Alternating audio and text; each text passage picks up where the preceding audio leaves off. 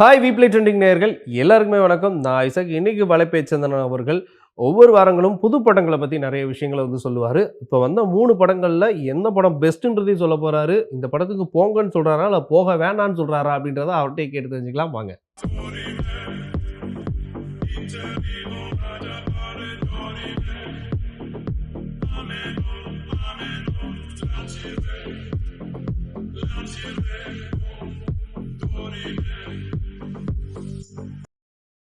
Sir வணக்கம் sir. வணக்கம். எப்படி இருக்கீங்க சார்? நல்லா இருக்கேன். சரி, ஒரு வாரமும் புது படங்களை பற்றி தான் நம்ம பேசிக்கிட்டே இருக்கோம். இதை தாண்டி சில விஷயங்களை நம்ம அப்பப்போ சில உண்மைகளையும் பேச வேண்டிய சூழ்நிலைக்கு கட்டாயத்துக்கு வந்துடுறோம். ஏன்னா உண்மையை பேசி தான் ஆகணும் அப்படின்றதுனால. பட் அது அது ஒரு பக்கம் கிடக்கட்டும், உண்மைகள்லாம் ஒரு பக்கம் கிடக்கட்டும். இந்த வாரம் வந்த படங்களில் எது எது உங்களுக்கு ரொம்ப பிடிச்சிருந்தது, எது ரொம்ப பார்த்து ரசிச்சிங்க, அதை பற்றி தான் நம்ம தெரிஞ்சுக்க போகிறோம். இப்போ இந்த ரெட்ரோ படத்தை பற்றி ஒரு விஷயங்கள் சொல்லுங்கள். இந்த ஃபர்ஸ்ட் டேவே வேறு மாதிரியான ஒரு விஷயம், அதை பீட் பண்ணுற மாதிரி ஹிட் 3ன்ற ஒரு படமும் கூட, நானியோட படம். ஸோ அடுத்து டூரிஸ்ட் ஃபேமிலி. இந்த 3ம் எப்படி ஒரு மாசான ஒரு விஷயத்தை கிரியேட் பண்ணுச்சு அப்படின்றத எங்களுக்காக சொல்லுங்கள். ஆக்சுவலாக ரெட்ரோ அது இந்த ஒரு முன்னெல்லாம் ஒரு நியூஸ் ரீல் வரும், நம்ம ஊருக்கு என்னதான் ஆச்சு அப்படின்னு. அந்த மாதிரி நம்ம டைரக்டர்களுக்கெல்லாம் என்னதான் ஆச்சு அப்படின்னு கேட்குற அளவுக்கு. சரி, இப்போ சமீபத்தில் வர்ற படங்கள் எல்லாமே அப்படி தான் இருக்குது. ஒரு நேர்கோட்டில் பயணிக்கிற திரைக்கதையோ ஒரு கதையோ இவங்க எடுக்க மாட்டேங்கிறாங்க. எங்கெங்கேயோ போகுது, ஒரே சிக்ஸாக்கா இங்கே போய் அங்கே போய் சம்மந்தம் இல்லாமல் எதுக்குடா இதெல்லாம் எடுத்து வச்சுருக்காங்க. அதுவும் 2.25 மணி நேரம் படமெல்லாம் தாங்கவே முடியாது. நீங்கள் அதிகபட்சம் ஒரு 2:20 to 2:30 அவ்வளோதான். அதுதான் கிறிஸ்பாக இருக்கும், படம் பார்க்குறவங்களுக்கு நல்லாயிருக்கும், தியேட்டருக்காரங்களுக்கு அதுதான் நல்லது. என்னப்பா அவங்க ஒரு நாளைக்கு 5 ஷோ ஓட்டணும் அப்படின்னா அந்த படம் ஒரு 2.5 மணி நேரம் இருந்தால் தான் அவங்களால முடியும். ஒரு ஷோவுக்கும் நடுவில் இன்னொரு ஷோவுக்கு நடுவில் தியேட்டரை பெருக்கணும் அப்படின்னு பல விஷயங்கள் இருக்குது.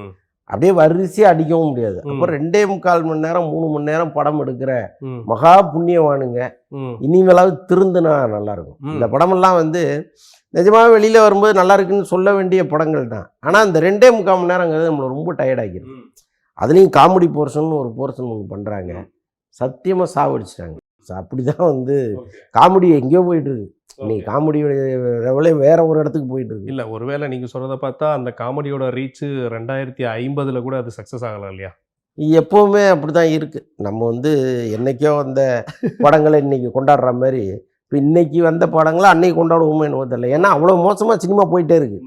நாளுக்கு நாள் இந்த சினிமா மோசமான படங்களாக எடுத்து இதெல்லாம் நல்ல படமாக மாற்றிடும் போல இருக்குது.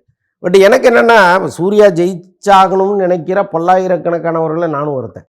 ஏன்னா அவருடைய தனிப்பட்ட அகரம் ஃபவுண்டேஷன் அது கொடுக்குற ஒரு நன்மைகள் இதெல்லாம் பார்க்கும் பொழுது சூர்யா மாதிரி நடிகர்கள் நல்லா இருந்தால் மொத்த இண்டஸ்ட்ரியுமே நல்லாயிருக்கும், மக்களுக்கும் ஒரு நல்ல மகிழ்ச்சியான ஒரு இடமா இருக்கும்லாம் நான் நினைக்கிறது உண்டு. பட் சூர்யாவே வேணும்னு சூனியம் வச்சுக்கிறாரான்னு எனக்கு தெரில. இப்போது ஒரு கதையை சொல்லும் போதே இது சரியாக இருக்கா இல்லையான்னு கணிக்க முடியாமல் என்ன ஒரு ஹீரோன்னு எனக்கு புரியவே இல்லை. அப்போ எதுக்கு இந்த தொழிலுக்கு வரீங்க? இந்த தொழிலில் இருக்கும்போது இந்த தொழிலுக்கான நேர்மை நேர்த்தின்னு ஒன்று இருக்குது. ஸோ இதெல்லாம் இவங்க கடைபிடிக்கிறாங்களா இல்லையா? கதை கேட்கும்போது ஒரு ஒருமித்த சிந்தனையோடு உட்காந்து கதை கேட்குறாங்களா, அல்லது கார்த்தி சுப்புராஜ் ஏதாவது பண்ணுவார் ரைட்டுங்க அப்படின்ட்டு கால்ஷீட் கொடுத்துட்டு போகிறாங்களான்னு நமக்கு தெரியல. ஒரு காலத்தில் அஜித்தே கதையே கேட்க மாட்டார், அவரே இன்னைக்கு கதை கேட்குறதுக்கு வந்துட்டார். அப்போ கதையின் தேவை அப்படிங்கிறது இங்கே ரொம்ப முக்கியமாக இருக்குது. அப்போ சூர்யா மாதிரி நடிகர்கள்லாம் ஏன் இப்படி கதை கேட்குறாங்க, இப்படி ஒரு கதையை ஏன் தேர்ந்தெடுக்கிறாங்கன்னு நமக்கு புரியல. ஆனால் இந்த படத்தை பொறுத்தளவுக்கு சூர்யா அவர் மீட்டருக்கு மேலே தாண்டலை. எப்போவுமே ஒவ்வொரு படத்துலையும் மீட்டருக்கு மேலே தாண்டி நடிப்பார். இந்த படத்தில் ரொம்ப தெளிவாக அழகாக அவருக்கு என்ன ஸ்கேலோ அது அழகாக நடிச்சிருக்காரு. ஸோ சூர்யாவினுடைய நடிப்பெல்லாம் நம்ம குறை சொல்லவே முடியாது, ரொம்ப நல்லா பண்ணியிருக்காரு. பட் இந்த கதையாக பார்த்தீங்கன்னா கார்த்தி சுப்புராஜ் எல்லாம் ஒரு கட்டாய ரிட்டையர்மெண்ட் கொடுத்து அனுப்பிச்சிடணும், சினிமா விட்ட தயவுசெய்து போயிருங்க அப்படின்னு. அந்தளவுக்கு ஒரு ஒரு ஒரு ஃப்ரஸ்ட்ரேஷனை ஏற்படுத்தணும். இல்லை, இதில் நிறைய விஷயங்களை சோஷியல் மீடியாலே பார்க்க முடியுது. இது ஒரு அப்கமிங் ஒரு ஹீரோவுக்கான ஒரு சப்ஜெக்ட் மாதிரி தான் இருக்குது. இது எப்படி இதை இல்லை அப்கமிங் ஹீரோலாம் அதை பண்ண முடியாது. இதெல்லாம் ரொம்ப ஸ்ட்ராங்கான சப்ஜெக்ட் தான். இப்போ அவ்வளோ பெரிய இதை ஒரு சுமந்துட்டு போகிறதுக்கு ஒரு புதுமுக நடிகரெல்லாம் பண்ணவே முடியாது. ஏற்கனவே பல ஹிட்டுகளை கொடுத்தவர், சொசைட்டியில் ஒரு இமேஜ் உள்ளவர் தான் இதை பண்ண முடியும் இந்த கேரக்டர். அதிலெல்லாம் ஒன்றும் தவறு இல்லை. ஆனால் அந்த கதை சரியாக சொல்லப்பட்டிருக்காங்கிறது தான் நம்முடைய கேள்வியாக இருக்குது. ஒரு கதை ஒரு இடத்துல ஸ்டார்ட் ஆகுதுன்னா அந்த கதை ஒரு நேர்கோட்டில் பயணித்து ஒரு இடத்துல போய் நிற்கணும். ம், ம், இது வந்து எங்கெங்கேயோ போகுது, நினைச்சதெல்லாம் எடுக்கிறாங்க, ம். நினைச்சதெல்லாம் சொல்லியிருக்காங்க. இது என்ன கணக்கில் சொல்கிறேன். ஆனால் அங்கங்கே நல்லா இருக்கு, அவ்வளோதான். இந்த படத்தை பொறுத்த அளவுக்கு ஒட்டுமொத்தமாக இது வந்து குப்பை படம்னு சொல்ல முடியாது, ஒட்டுமொத்தமாக நல்ல படம்னு சொல்ல முடியாது. ஓகே, அங்கங்கே நல்லா இருக்கு, ஓகே, அங்கங்கே கேவலமாக இருக்கு, ஓகே. அவ்வளோதான். அப்படி ஒரு படம் அது. ஓகே. அடுத்து இது ஹிட்டு ஹிட் 3. 3. நிஜமாவே ரத்தத்தில் குளிச்சுட்டு வருவாங்க போடும். வீட்டிலேருந்து கிளம்பும்போது டைரக்டராக ஒரு 5 குடம் ரத்தத்தை எடுத்து மேலே ஊற்றி குளிச்சுட்டு அப்புறம் வந்து தான் கேமராவில் கை வைப்பாங்க போது. அவ்வளவு ரத்த குழியாக இருந்த படம். ஆனால் ஒரு வித்தியாசமான கதை தான். ஒரு ஆனால் லாஜிக்கலாலாம் அதை பார்க்க முடியாது. லாஜிக் பார்த்தோம்னா எந்த படமும் பார்க்க முடியாது. ஆனால் இதில் வந்து கொஞ்சம் யோசிச்சிருக்கலாம். என்னடா இப்படி ஒரு கதையை எடுக்கிறோமே, இதுக்கெல்லாம் சாத்தியமா அப்படின்னு கொஞ்சம் யோசிச்சு பண்ணியிருக்கலாம். பட் நானி ரொம்ப சிறப்பாக பண்ணியிருக்காரு. நானி வந்து ஒரு போலீஸ் அதிகாரியாக வராரு. ஆனால் அது என்னடா ஒரு வந்து முடியை எங்கேயுமே வெட்டலை, யூனிஃபார்ம் போடாமல் வராரு. இவர் எப்படி போலீஸ் நம்ம ஒத்துக்கிறது? ஒரு போலீஸ் கேரக்டர் நடிக்கிறவர் அட்லீஸ்ட் கிராப்பாவது வெட்டணுமான்லாம் நம்ம நினச்சிக்கிட்டு இருக்கும்போது ஒரு இடத்துல அவர் சொல்கிறார், நாம் வந்து ஏன் அந்த மாதிரிலாம் இருக்கோம் அப்படின்னு அவர் சொல்கிறார். ஆனால் படத்தில் வர்ற எஸ்பி டிஎஸ்பியை கூட ஹேர் கட் பண்ணாமல் தான் வர்றாரு. இது வரைக்கும் வச்சுருக்காங்க முடி. அப்போ அது என்ன கணக்குன்னே முடிய மாட்டேங்குது. ஸோ அப்படி ஒரு படத்தை எடுத்திருக்காங்க. பட் அந்த படத்தின் விறுவிறுப்பு குறையும். விறுவிறுப்பான படமாக இருக்குது. பல இடங்களில் காதில் பூவை சொருவிட்டாங்க. அது ஒரு ஜானர் அது. அப்புறம் டூரிஸ்ட் ஃபேமிலி, அது ஒன்று தான் இந்த லிஸ்ட்டில் கொஞ்சம் உட்காந்து பார்க்குற படமாக இருக்குது. அதுவும் வந்து ஃபஸ்ட் ஹாஃப் வரைக்கும் ஒரு சவச்சவன்னு ஒரு டெல்லி சீரியல் பார்க்குற மாதிரி இருக்குது. கடைசி ஒரு 3/4 மணி நேரம் வந்து பிரமாதமான படமாக கொண்டு வந்துட்டாங்க. ஒரு மனித உணர்வுகளை ரொம்ப துல்லியமாக சொன்ன ஒரு படமாக அது இருக்குது. ரொம்ப அது மட்டும் ஒரு நேர்த்தியான படமாக இந்த வாரம் வந்த 3 படங்களில் இருக்குது. Okay, okay. ஸோ அப்போ இந்த வாரம் வந்த படங்களில் எதை பார்க்கலாம், எதை பார்க்கக்கூடாது அப்படின்றத பழிச்சுன்னு சொல்லிவிட்டீங்க. பார்க்கட்டும், எல்லாத்தையும் பார்க்கட்டும், யார் வேணாம்னா. டாப் 10ல சொல்கிற மாதிரி ஒரு விஷயங்கள் டாப் 3லேயே வச்சுக்கலாம் சார்.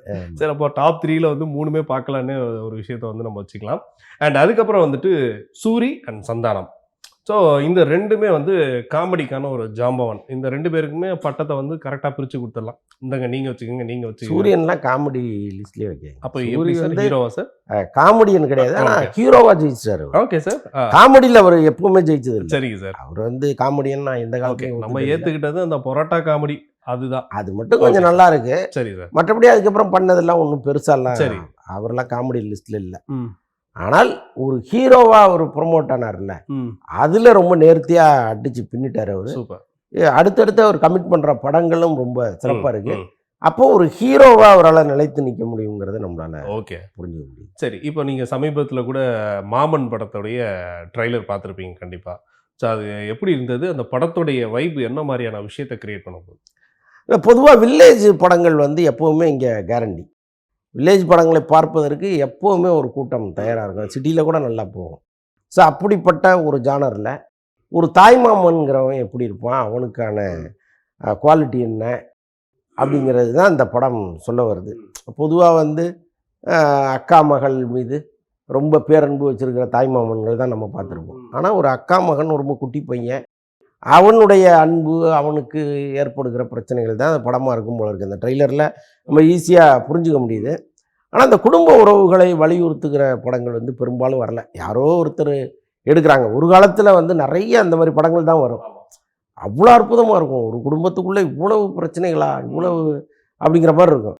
அதை ரொம்ப அழகாக கொடுப்பாங்க. ரொம்ப ரொம்ப உணர்வு ரீதியாக இருக்கும். அந்த படம் வந்து கண்கலங்காமல் நீங்கள் வெளியிலே வர முடியாது.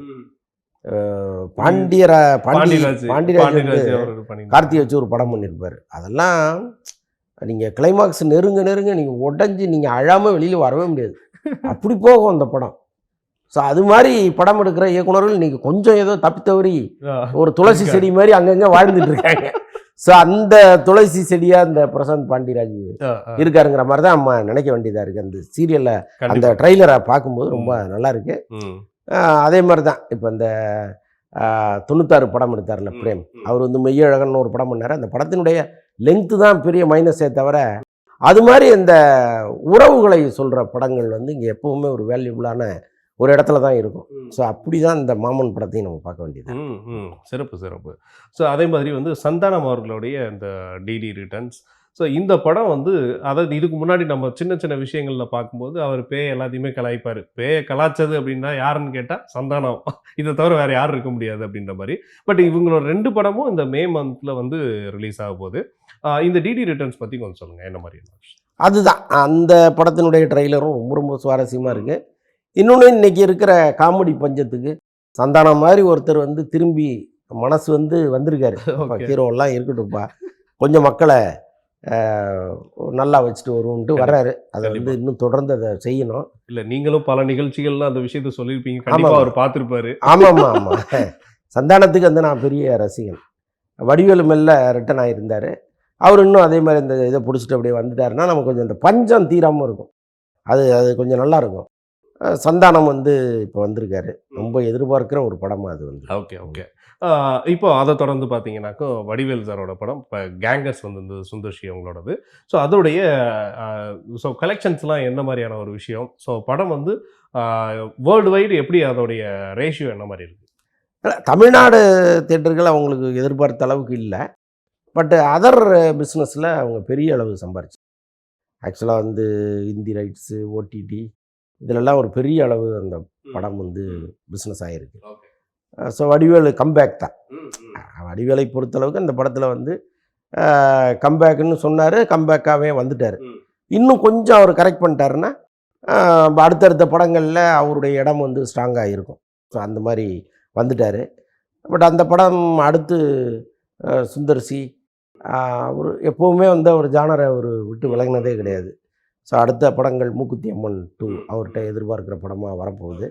ஸோ அதனால் அவர் இப்போ அப்ராட் டூர் போயிருக்காரு. ஆமாம். ஓகே, டிஸ்கஷனுக்காக சும்மா ஒரு படம் கொடுத்தோம் ஜாலியாக போயிட்டு போயிருக்காரு. ஆமாம், மைண்ட் ரெஃப்ரெஷ்மெண்ட்காக. ஆமாம். Okay, right, super sir. இப்போது அடுத்த சில விஷயங்களை பார்த்தீங்கன்னா, ஒரு பக்கம் அதாவது இதுவரையும் வந்து அஜித் அவர்களையும் சரி, விஜய் அவர்களையும் சரி, ஒரு ரசிகர்கள் எல்லாமே அவங்கள எப்படா பார்ப்போம் அப்படின்ற ஒரு விஷயம் இருந்தது. இப்போ சமீபத்தில் பார்த்தீங்கன்னா அடிக்கடி ஸோ அஜித் அவர்களையும் சரி, விஜய் அவர்களையும் அடிக்கடி ஒரு பொதுவான இடங்களில் எங்கேயாவது வந்து அவங்களோட ரசிகர்கள் முதல்ல சந்திக்க ஆரம்பிச்சிடுறாங்க. ஸோ அதை தாண்டி ஒரு விஷயம் வந்து ஃபர்ஸ்ட்டு அவருக்கு பத்மபூஷன் விருது கிடைச்சது ஒரு விஷயம். அதை பற்றி கொஞ்சம் சொல்லுங்கள். அண்ட் அதுக்கப்புறம் விஜய் அவர்களை பற்றி நான் கேட்குறேன். இப்போ அஜித் அவர்களை பற்றி சொல்லுங்கள்.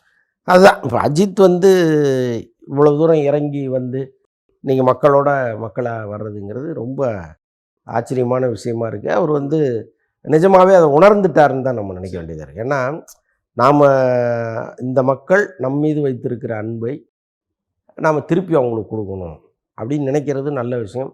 அதை நான் வந்து ஒரு எங்கேயோ ஒரு இடத்துல இருந்துக்கிட்டு அவங்கள நான் நினச்சிப்பேன் அப்படிங்கிறது வந்து சரியாக இருக்காது. நீங்கள் உங்களுடைய ஆக்டிவிட்டீஸ் அவங்களோட சேர்ந்ததாக இருக்கணும். அது இப்போ இன்றைக்கி நிறைவேறியிருக்கு. அதே மாதிரி வந்து டெல்லியில் ஒரு விருது வாங்கினதெல்லாம் வந்து மக்கள் ஏதோ அவங்களுக்கே அந்த விருது கிடைச்ச மாதிரி சந்தோஷப்படுறாங்க. அதுதான் அஜித் சேர்த்து வச்ச நல்ல பேர். இத்தனை வருடமும் அவர் வந்து ஏதோ ஒரு வகையில் ரசிகர்களை உங்கள் வேலையை பாருங்கன்ட்டு அவர் ஒதுங்கி அவர் வேலையை பார்த்தா கூட இன்றைக்கி அவருக்கு கிடைத்த ஒரு விருதை தனக்கு கிடைத்ததாக இந்த மக்கள் நினைக்கிறது தான் அவர் அடைந்த வெற்றி. கண்டிப்பாக. ஸோ அதுக்கப்புறமா அவர்கிட்ட நிறைய மாற்றங்கள் இருக்குது. மனைவியோட வெளில போகிறத வந்து ஒரு வீடியோ எடுத்து போடுறாங்க சோசியல் மீடியாவில். அப்புறம் அந்த காஷ்மீர் பிரச்சனை குறித்து அவர் ஒரு கருத்து தெரிவிக்கிறாரு. ஸோ இதெல்லாம் வந்து அவர்கிட்ட ஒரு பெரிய மாற்றத்தை ஏற்படுத்தியிருக்கு. இன்னும் கூட கொஞ்சம் இறங்கி வருவாருன்னு நான் நினைக்கிறேன். Okay okay okay. ஆக்சுவலாக விஜய் வந்து இந்த மாதிரி வராதிங்க, கஷ்டப்படாதீங்க, வேனை பிடிச்சி தொங்காதீங்க, மரத்தை பிடிச்சி தொங்காதீங்கலாம் சொல்கிறாரு. யாராவது கேட்குறாங்களா என்ன? இப்போ நேற்று கூட அவருடைய வேனை வந்து இல்லை, எனக்கு தெரிஞ்சு அப்படி ஒன்றும் இல்லை. நீயான நிகழ்ச்சி தொடர்ந்து வந்துகிட்டு இருக்கு. இப்போ டாக் ஷோங்கிறதே மனிதனுடைய எண்ணங்களை வெளிப்படுத்துகிற ஒரு நிகழ்ச்சி தான். இல்லை, ஆக்சுவலாக இர்ஃபானுக்கு வந்து நான் நடுவில் சப்போர்ட் பண்ணிலாம் பேசியிருக்கேன். ஆக்சுவலாக வந்து அந்த பையன் ஒரு குழந்தை மாதிரி ஏதோ தெரியாமல் ஒரு தவறை செஞ்சுட்டாரு அவர். இவ்வளோ நேரம் ரொம்ப சிறப்பான விஷயங்களை பேசிகிட்டு இருந்தார். ஸோ என்னென்ன படங்கள் எப்படியெல்லாம் வந்திருக்கு, இந்த படங்களை தாண்டி வேறு என்னென்ன விஷயங்கள்லாம் சிறப்பாக நடந்திருக்கு அப்படின்றத சூப்பரான விஷயங்கள் பேசிகிட்டு இருக்கும்போதே, இதை நான் இப்போ சொல்ல மாட்டேன், நான் 2வது பார்ட்டில் தான் சொல்ல போகிறேன் அப்படின்றத சொல்லியிருக்காரு. வாங்க 2ஆம் பகுதியில் சந்திக்கலாம்.